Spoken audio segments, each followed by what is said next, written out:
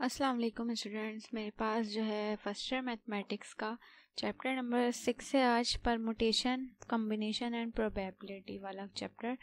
और इसकी एक्सरसाइज जो है वो 6.1 है हमारे पास। इस चैप्टर में जो है वो कुछ क्वेश्चन हम जो सॉल्व करेंगे यहाँ पे, वो जो है वो एग्जाम्स के हवाले से इम्पोर्टेंट क्वेश्चन है। आपने पूरी एक्सरसाइज या पूरा चैप्टर नहीं देखना है, आपने इन्हीं क्वेश्चन की प्रैक्टिस करनी है अच्छे से, और इंशाल्लाह यही क्वेश्चन जो है वो पेपर में भी आएंगे। और जो क्वेश्चन है वो लगते भी हैं, वो ये इंपॉर्टेंट क्वेश्चन है, तो आपने ये लाजमी करने, इनमें से कोई एक भी क्वेश्चन आपने स्किप नहीं करना। तो सबसे पहले यहाँ पे लिखा हुआ है क्वेश्चन नंबर 3, मेरे पास लिखा हुआ है express the following as single fraction. Question में हमारे पास दो फ्रैक्शन, एक ये फ्रैक्शन है, बीच में प्लस है, दूसरा ये फ्रैक्शन है। दो फ्रैक्शन गिवन है, इसको सिंगल फ्रैक्शन में जो है वो चेंज करना है।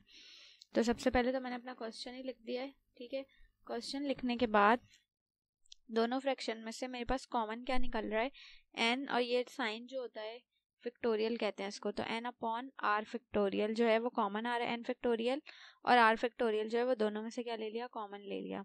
अब पहले वाले में से क्या बच गया, यहाँ पे n+1 आ गया, और अपॉन में क्या है r+1, और प्लस ये वाली पूरी चीज जो है कॉमन आ गई, तो यहाँ पे खाली क्या बच गया, 1 बच गया, ठीक है। अब यहाँ पे मैंने एलसीएम लिया है, n+1 है और अपॉन r+1 है, तो r+1 जो है वो 1 से मल्टीप्लाई हो जाएगा क्रॉस में, तो 1 से जब ये मल्टीप्लाई होगा तो r+1 ही आ जाएगा, और अपॉन में r+1 क्या आ जाएगा, एलसीएम आ जाएगा। n फैक्टोरियल और r factorial as it is आ गए, ठीक है। और यहाँ पे n+r रहा, और 1+1 क्या बन गया, 2 बन गया, ठीक है। और अपॉन में क्या है, r+1 है, ऐसे ही आ गया।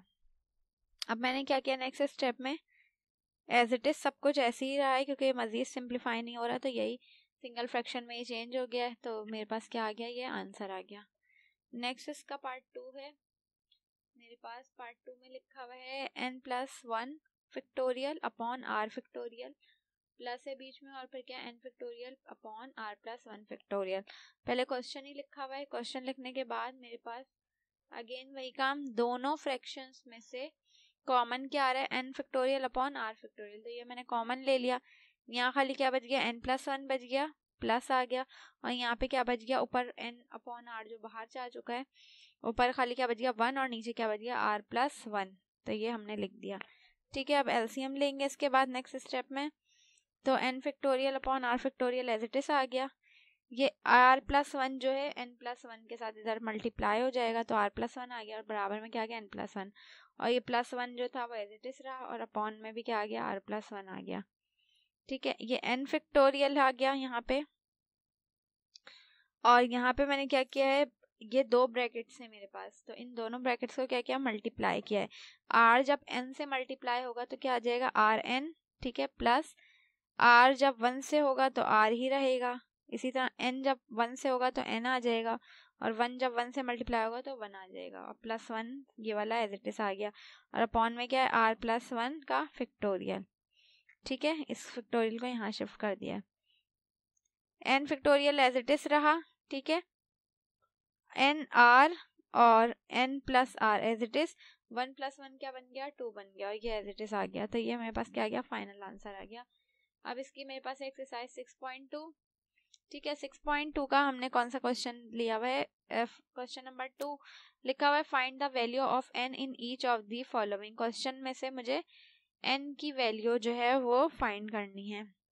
अब n का फॉर्मूला होता है एक बेसिक, उसको हम ये p की पावर को देखते हुए जो है वो n का फॉर्मूला लिखेंगे।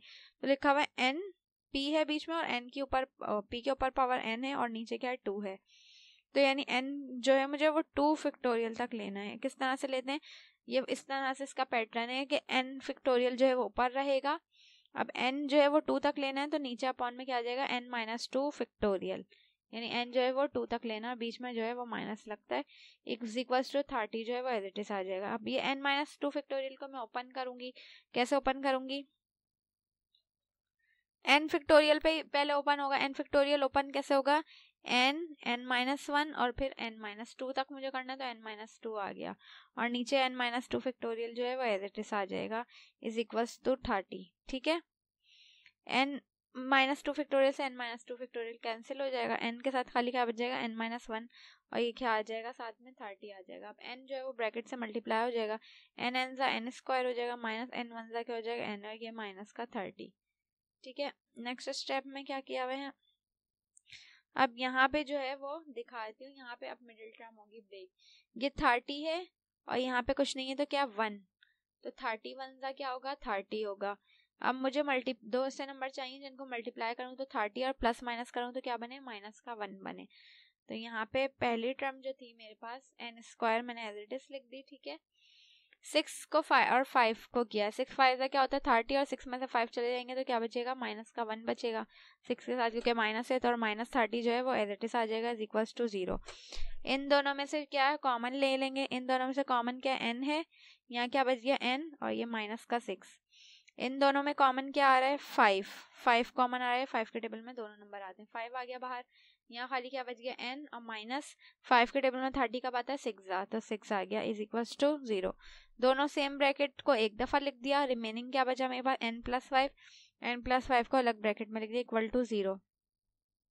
अब दोनों को इक्वल टू 0 कर लेंगे तो n+5 को इक्वल टू 0 किया, +5 है वहां जाके क्या हो जाएगा माइनस का 5 हो गया।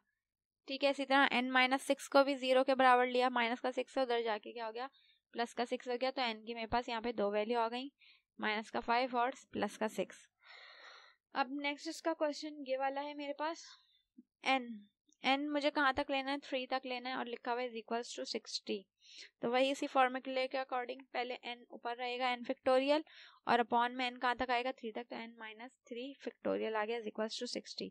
अब n फैक्टोरियल को ओपन कैसे करेंगे 3 तक करेंगे क्योंकि यहाँ n-3 लिखा हुआ है, तो n आ जाएगा सबसे पहले, फिर n-1 n-2 फिर n-3, लास्ट में फैक्टोरियल लगा दिया, नीचे वाला एज इट इज आ गया इक्वल टू 60। n-3 फैक्टोरियल से n-3 फैक्टोरियल कैंसिल हो जाएगा, खाली क्या बच जाएगा n, n-1 और n-2 और ये इज इक्वल्स टू 60। अब n तो एज इट इज आ गया, ये दोनों ब्रैकेट आपस में क्या हो जाएंगे मल्टीप्लाई हो जाएंगे, तो n को n से मल्टीप्लाई किया क्या आ गया n स्क्वायर। ठीक है, इसी तरह से n को जब हम 2 से करेंगे माइनस के 2 से तो माइनस का 2n आ जाएगा, और माइनस के n को 1 से करेंगे तो माइनस का n आ जाएगा, तो माइनस का 2n और माइनस का n क्या हो गया माइनस का 3n, और 1 को जब 2 से करूंगी तो 1 2 का क्या हो जाएगा 2 और माइनस माइनस प्लस बन जाएगा, ये प्लस का 60 यहाँ आके क्या हो गया माइनस का 60 इक्वल टू क्या लग गया 0। अब यहाँ पे n को पूरे ब्रैकेट से मल्टीप्लाई कर देंगे, n को n स्क्वायर से किया तो क्या हो गया n³ माइनस n को 3n से किया तो क्या हो गया 3n स्क्वायर, प्लस n को 2 से किया तो क्या हो गया 2n minus 60 is equals to 0, n³ आ गया। अब यहाँ पे जो है ये -3n स्क्वायर को मैंने क्या किया ब्रेक किया है, कैसे किया है -5n square plus 2n square, हमें पता है 5 में से जब 2 चले प्लस माइनस माइनस होता है, 5 में से 2 चले जाएंगे खाली क्या बच जाएगा माइनस का 3 ही बच जाएगा, तो इसको इस तरह से दो नंबर्स में ब्रेक किया हुआ है -3 को। सही है, इसी तरह से ये क्या लिखा है प्लस का 2n, तो मैंने इसको इस तरह से लिखा है माइनस का 10n प्लस 12n, 12 में से हमें पता है 10 चले जाएंगे जब तो 2n ही बच जाएगा प्लस का, तो इस तरह से इसको लिखा हुआ है -60 एज इट इज आ गया इक्वल टू 0। इस तरह से इसलिए किया है ताकि यहाँ पे हम कॉमन ले सकें दो नंबर। अब इन दोनों में से स्टार्टिंग के जो दो नंबर है इन दोनों में से कॉमन क्या आ रहा है n स्क्वायर कॉमन आ रहा है, यहाँ से खाली एक n बच जाएगा, माइनस यहाँ से n स्क्वायर बाहर चलेगा, खाली क्या बचा 5। इन दोनों में से कॉमन क्या आ रहा है 2n कॉमन आ रहा है प्लस का। सही है, प्लस का 2n कॉमन आ रहा है, तो यहाँ पे 2n बाहर आ गया, खाली एक n बचा अंदर, माइनस आ गया, यहाँ से जो है वो 2 के टेबल में 10 का आता है 5 आ गया, और n जो है वो बाहर जा चुका है। इन दोनों में से कॉमन क्या आ रहा है 12 कॉमन आ रहा है, 12 ले लिया, 12 बाहर आ गया, यहाँ खाली क्या बचा n, प्लस माइनस क्या होता है माइनस, और 12 के टेबल में 60 का आता है 12 5 आ गया इक्वल टू 0।